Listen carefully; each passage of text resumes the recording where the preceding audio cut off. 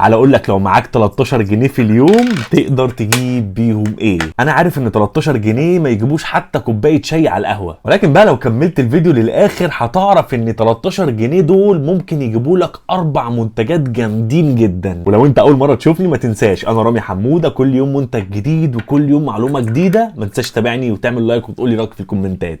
ويلا بينا نشوف ال 13 جنيه في اليوم دول هيقدر يجيبوا لك ايه خلال شهر. واول منتج تقدر تجيبه هو الهيدفون السودو ال 1004، واللي بتتميز بحاجات كتير جدا من نقاء الصوت والخامه والكواليتي وكل حاجه. والهيدفون طبعا بيشتغل بلوتوث ببطاريه وشكلها جميل جدا زي ما انت شايف. طبعا سماعه اصليه 100%، وزي ما بيقول لك ما اسالش دكتور واسال مجرب. برضه ب 13 جنيه في اليوم تقدر تشتري الراديو الجميل ده. مين فينا يا جماعه ما بيحبش الراديو؟ وانا من ساعه ما جبت الراديو ده كل يوم بصحى على صوت القرآن الكريم. راديو جميل جدا وخامته تحفه وبتاع العمر الطويل، بيجي زي ما انت شايف بالكتالوج وبالفيشه بتاعته وبكل حاجه. انا بصراحه حبيته جدا، وبرضه اسال مجرب. عايز اقول لك انك ب 13 جنيه برضه تقدر تجيب الايربودز الاكس او الاوريجينال. ايربودز جميله جدا من الصوت والمكالمات وكل حاجه، بيجي معاها الجراب الهديه بتاعها وبجد جميله جدا. والمنتج اللي جاي معانا كل الناس هتحبه، ده بقى الصاب جيم بوكس. يعني ايه صاب جيم بوكس؟ هقول لك دلوقتي. ده جهاز يا معلم كده قد الكف، فيه الشاشه والبطاريه والاتاري وفيه كل حاجه، بيجي بكل حاجه معاه في العلبه. وهو ده الشكل بتاعه. عارف المعلم ده عليه كام لعبه؟ عليه 400